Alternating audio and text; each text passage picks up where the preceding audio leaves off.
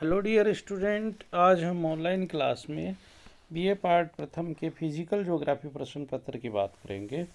इसके अंतर्गत हम वायु के अपर्दन से बनी स्थलाकृतियों की बात करेंगे। पिछले वीडियोज़ में हमने हिमानी द्वारा बहते हुए जल द्वारा भूमिगत जल द्वारा निर्मित विभिन्न स्थलाकृतियों के बारे में चर्चा की। पवन के कार्य मुख्य रूप से शुष्क प्रदेशों में डियर स्टूडेंट संपादित होते हैं। इसमें भी विशेषकर मरुस्थलीय जो क्षेत्र है उसमें इसके कार्य संपादित होते हैं। तो जो वायु या पवन या हवा न सिर्फ पृथ्वी की सतह पर संपूर्ण जैव जगत के विकास का आधार है, बल्कि भूतल पर अनेक प्रकार के परिवर्तन भी इससे होते रहते हैं। तेज हवा शुष्क प्रदेश में उसी तरह प्रभावशाली रहती है जिस तरह नदी मैदानी भागों में रहती है। तूफानी हवा थोड़े समय में ही शांत होने लगती है, अतः उसका प्रलयकारी प्रभाव अल्प समय में ही अपार जनधन की हानि पहुंचा जाता है। इसके प्रभाव से भूतल पर पूर्व निर्मित स्थलाकृतियों में आधारभूत परिवर्तन भी आ सकते हैं। आर्द्र प्रदेशों में वनस्पति आवरण एवं नमी बनी रहने से मिट्टी का बहाव सरलता से नहीं होता, अतः वहाँ पर हवा का कार्य गौण बन जाता है। सिर्फ शुष्क एवं आर्द्र शुष्क प्रदेशों में ही पवन द्वारा कई प्रकार की स्थलाकृतियों का विकास एवं परिवर्तन होता है और इसी कारण मरुस्थलों एवं अर्धमरुस्थलीय भागों में पवन का कार्य सबसे महत्वपूर्ण होता है। शुष्क मरुस्थल विश्व के लगभग 1/3 भाग में डियर स्टूडेंट पाए जाते हैं। इनमें से अधिकांश एशिया एवं अफ्रीका में स्थित हैं। अफ्रीका के उत्तर में महान सहारा मरुस्थल एवं दक्षिण में कालाहारी मरुस्थल सबसे महत्वपूर्ण है। एशिया में उष्ण मरुस्थल सऊदी अरब एवं थार अधिकांश एशिया का मध्यवर्ती भाग पर्वतों से घिरा होने से वहाँ भी शुष्क मरुस्थल पाए जाते हैं। यूरोप में मरुस्थल नहीं है, जबकि ऑस्ट्रेलिया का 2/3 मध्यवर्ती एवं पश्चिमी भाग मरुस्थलीय है। उत्तरी अमेरिका में पश्चिमी पर्वत भाग में कोलोराडो व कैलिफोर्निया एवं आंतरिक बेसिन के नाम से शुष्क व मरुस्थलीय प्रदेश पाए जाते हैं। दक्षिणी अमेरिका में अटाकामा उष्ण मरुस्थल एवं पैटागोनिया का शीतोष्ण मरुस्थल डियर स्टूडेंट पाया जाता है। वायु के अपर्दनात्मक कार्यों से जो स्थलाकृतियाँ बनती हैं उनके बारे में डियर स्टूडेंट हम चर्चा कर लें। वायु जो अपना कार्य करती है डियर स्टूडेंट मुख्य रूप से अपघर्षण, सन्निघर्षण, अपवहन के रूप में करती है। वायु का अपर्दन कार्य शुष्क और मरुस्थलीय प्रदेशों में विशेष प्रभावी रहता है और ऐसा कार्य हवा की गति, हवा में बालू की मात्रा, बालू के कणों का आकार, चट्टानों की कठोरता एवं वायु की प्रकृति पर निर्भर करता है। वायु निम्न प्रकार से अपर्दन कार्य करती है। अपघर्षण में डियर स्टूडेंट हम देखें तो पवन के साथ बालू या रेत के कण भी बहते हैं। यह कण सतह से रगड़ खाकर बहते हैं। इससे प्रभावित धरातल बराबर घिस घिस कर कटते रहते हैं और इस प्रक्रिया में मुलायम चट्टानें शीघ्रता से पिघलती हैं। बची हुई कठोर चट्टानें एवं उनकी छाया में सुरक्षित मुलायम चट्टानें मिलकर अनेक प्रकार की स्थलाकृतियाँ बनाती हैं। सन्निघर्षण की डियर स्टूडेंट बात करें तो पवन के साथ अनेक आकार व प्रकार के बालू या रेत के कण बहते हैं। यह कण आपस में रगड़ खाकर गोल व छोटे होते जाते हैं। इस यांत्रिक क्रिया को सन्निघर्षण कहते हैं। मरुस्थलीय प्रदेश में बालू या रेत का जो विस्तार पाया जाता है, इसका मुख्य कारण ऐसी ही कटाव की क्रिया है।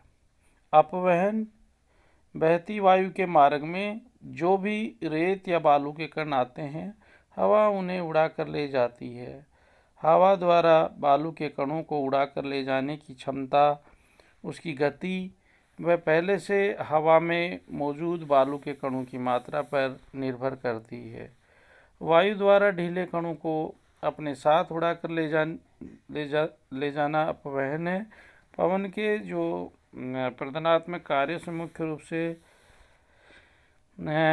तिपल है, शिलाखंड है, पत्थर का यह टुकड़े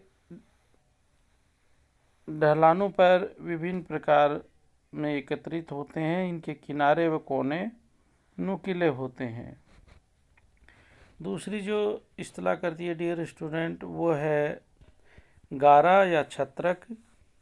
इसकी ऊपरी आकृति छत्रक जैसी होती है और निचली सिर्फ गर्दन जैसी सकरा होती है। सहारा में इन्हें गारा कहते हैं। भूमि से 1 से 2 मीटर की ऊंचाई तक सबसे अधिक बालू कण पवन में बहते रहते हैं। जालीदार शिला डियर स्टूडेंट, जिन उभरी हुई चट्टानों की रचना में अंतर पाया जाता है उन्हें मुलायम चट्टानी भाग शीघ्र घिसे जाते हैं और वहां गड्ढे पड़ने के पश्चात जालीदार छिद्रक बन जाते हैं। कभी कभी वर्षा होने पर यहाँ रासायनिक अपरदन होने से छेद बड़े होते जाते हैं। इसे असीमित जालक भी डियर स्टूडेंट कहते हैं। जो चौथा है वो है भूस्तंभ। शुष्क व अर्धशुष्क प्रदेशों में कभी कभी कोमल चट्टानों पर कठोर परत फैली होती है। कालांतर में भौतिक अपक्षय के प्रभाव से इसमें दरारें पड़ने से उनके नीचे की मुलायम मिट्टी हट जाती है। इसमें कठोर परत से ढके भाग सुरक्षित रहते हैं। इस कारण वहाँ खंभे या स्तंभ जैसी आकृति डियर स्टूडेंट बन जाती है। जब भी ऊपरी चट्टान हट जाती या खंडित हो जाती है भूस्तंभ नष्ट होने लगते हैं। पांचवी जो आकृति वो डियर स्टूडेंट जुगेन या जूजेन के नाम से है।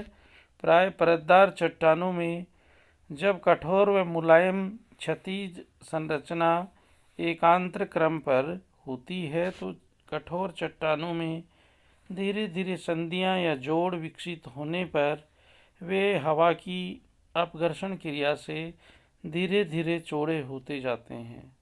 थोड़े समय पश्चात नीचे की मुलायम चट्टान में तेजी से कटाव होने लगता है और वहां सक्रिय घाटी बन जाती है। कोमल चट्टान के स्तरों पर पड़ी कठोर चट्टानें दवात के ढक्कन जैसी आकृति में रह जाती हैं। सहारा मरुस्थल में यह आकृति विशेषतः डियर स्टूडेंट पाई जाती है।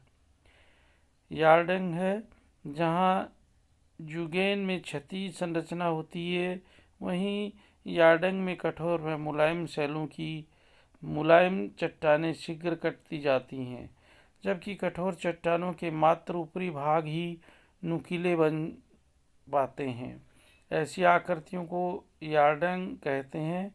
इनका विकास पवन की दिशा के समानांतर होता है। इनकी ऊंचाई 5 से 6 मीटर तथा चौड़ाई कई 100 मीटर तक डियर स्टूडेंट होती है।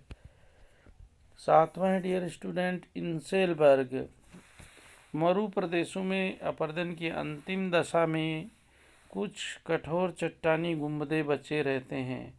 रेत के समुद्र में इन्हें द्वीप की भांति देखा जा सकता है। इनमें चट्टानी संरचना सामान्यतः लंबवत होती हैं और ये प्राय ग्रेनाइट या नीस चट्टानों से बने होते हैं। जैसे इंसेलबर्ग दक्षिणी अफ्रीका एवं सहारा में अधिक पाए जाते हैं। आठवीं जो इस्तेलाह करती है डियर स्टूडेंट वो है वातग्रत ब्लो आउट के नाम से जानी जाती है। रेतीले भागों में वायु के तेज प्रवाह एवं बवंडर चलने पर रेत की विशाल राशि उड़कर चली जाने से जहाँ बड़े बड़े गड्ढे या गरत बन जाते हैं। मिस्र में अलकात्रा ऐसे ही विशाल गरत हैं। कुछ गरत तो समुद्र तल से नीचे तक गहरे हो जाते हैं। हवा के कटाव की आखिरी सीमा या आधार तल भूमिगत जल भूमिगत जल तल है। इसके पश्चात वायु कटान पर डियर स्टूडेंट नियंत्रण होने लगता है। तो ये निश्चित रूप से डियर स्टूडेंट वायु के अपरदन द्वारा निर्मित स्थलाकृतियाँ हैं जो निश्चित रूप से आपको समझ में